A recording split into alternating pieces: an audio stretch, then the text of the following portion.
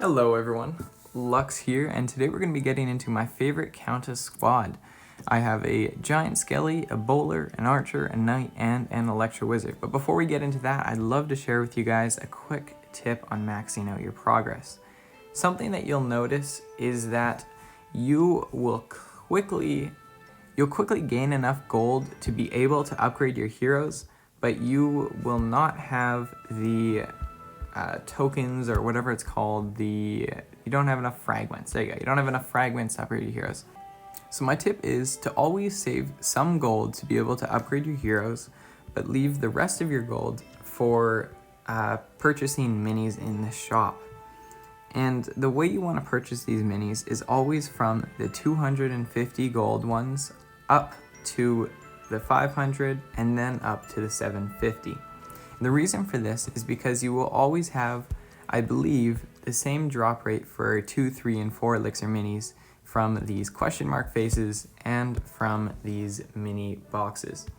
And this will make it so that over time you will spend less gold to get the same amount of progression on your account. So that's the tip, and I will jump into the breakdown of these troops. So first up, and mostly obviously, is the Electro Wizard.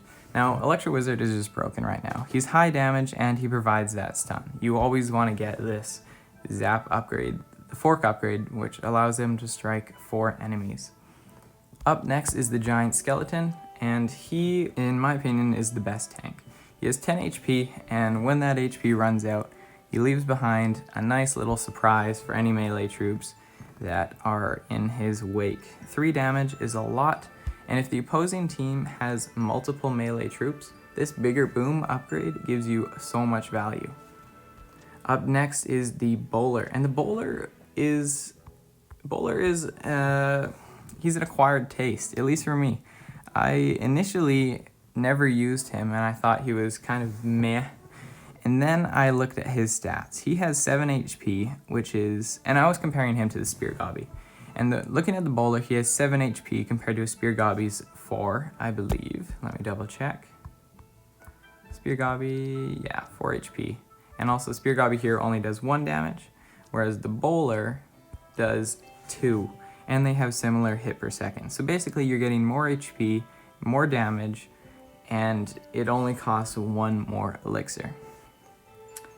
Up next is the Archer. Now the Archer is another troop another mini that I did not expect to be so powerful, but it turns out she has a lot of synergy with Countess.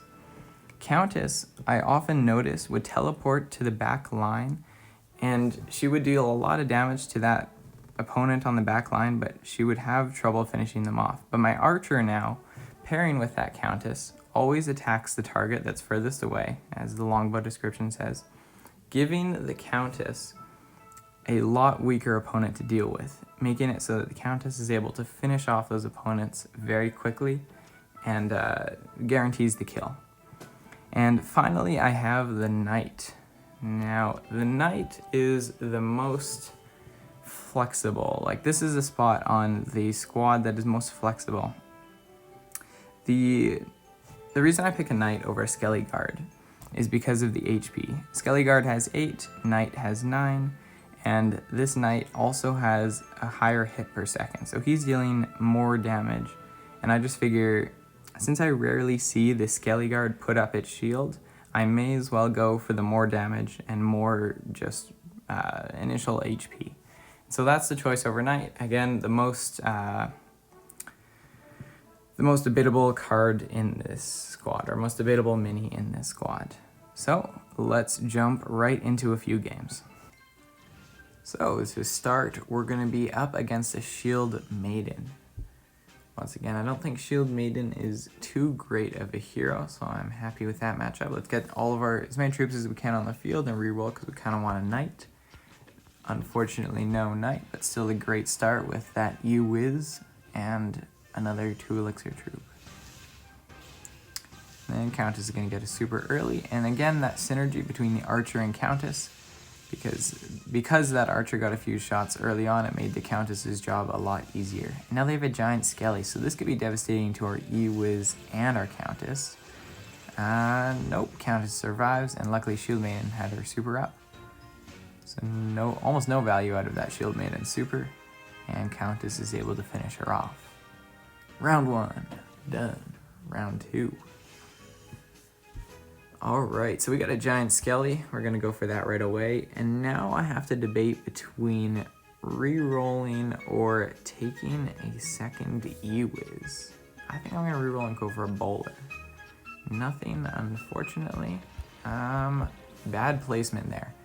I was talking instead of thinking. Should have moved that giant skelly out of that, put it onto the heel pad or moved it out of that lane, just in case they had a spear gobby. E-Wiz gets super, and it is GG. Placement is very key, especially when you don't know what the enemy's layout is. Once you know what their squad is, it's a lot easier to work or to have your troops in the most optimal positions. And now that I've seen that 3 units of their squad, and there's only like a 40% chance that they have a spear gobby now, I'm more comfortable putting my giant skelly on there to do a bit more tanking. And get the Countess in the corner. I'm talking again. Forgot the archer upgrades. Oh well, I got the good archer upgrade. Now I'm going to hit 2 units in the back, so no matter who my Countess teleports to back there, she's going to be able to finish them off. Archer's getting a lot of damage on that E-Wiz. Countess is going to finish him off. Perfect. He did get a super off still, but not the end of the world. And luckily my Countess went to the Shield Maiden instead of the Giant, and that's a GG. Bowler finishes it off. Perfect. Game 1, no problemo. That's a dub. Alright, no archer or knight on that first roll, so let's go for the second. Got an archer. Not perfect, but not bad at all. Avoid that heel pad again. You don't know if they're going to have a spear gobby. And you want Countess on the front line. Oh, they do a spear gobby. Good thing we avoided that. Yeah, I like putting Countess on the front line so she takes damage and charges her energy quicker. Electro Wizard, nice. Countess is down, and this is looking like a dub. Yeah, if you can get that early interaction where you are able to take down their Countess before it gets too many supers off, you've got the game. I'm saying that realizing now that you might not have so much control over it. But I got lucky there. Round 2. Bowler and Giant Skelly. Let's hope for a knight. Oh no, I don't need a knight. I have a Giant Skelly now. So they have 2 melee. But I don't think the Giant Skelly will go off before the Countess teleports. So I'm going to have the Countess on the front line still. Hopefully she can get her super quickly.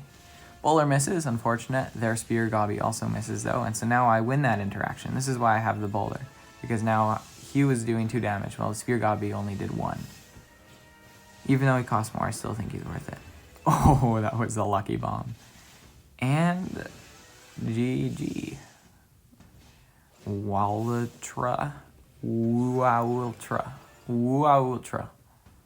Nice name. Match point. 3 melees, so you know what that means. Get that Giant Skelly up, dealing that extra damage. He's going to get maximum value here. And I kind of want to put him on that heel pad and hope that the spear gobby hits him so that his bomb goes off before Countess teleports. So let's move Bowler up, just so he doesn't have to walk to be in range of people. So yes, spear gobby hits, though the Countess isn't near him, so won't get the value out of the Giant Skelly. E-Wiz falls before he gets a super off. Knight is going to do a lot of tanking now. And this is why Knight is still great value. And Giant Bomb, goodbye. Perfect. These are some quick games. Again, when I say these quick games, it's totally predictable. It's a great count. Up against a Countess here. Nice E-Wiz start. No knight or archer. Got the knight there. Perfect. And I'll be able to have tanking. Get the Countess out of the way in case they have a spear gobby. Let's see what happens. Perfect. No spear gobby. Countess gets the TP, but E-Wiz got the super off first, so perfect. Countess gets another TP, but my Countess takes her out first. Nice. Ewiz misses a super, but it is no problemo. Because we got that first win. Nice. Round 2. Alright, so generally you want to avoid getting an Ewiz on the second round up to 1 star, but because I have the ability to have another 2 troop down, and it's an archer, which is very nice, I think I'll take it. If I wasn't able to get a 2 troop there down, I would have left the Ewiz and re-rolled. But because I got to save the re-roll, I thought it was worth it. Countess goes down, and that's another dub. That was a quick one. 15 seconds left in the match. Match point. He was on that pad because he's protected.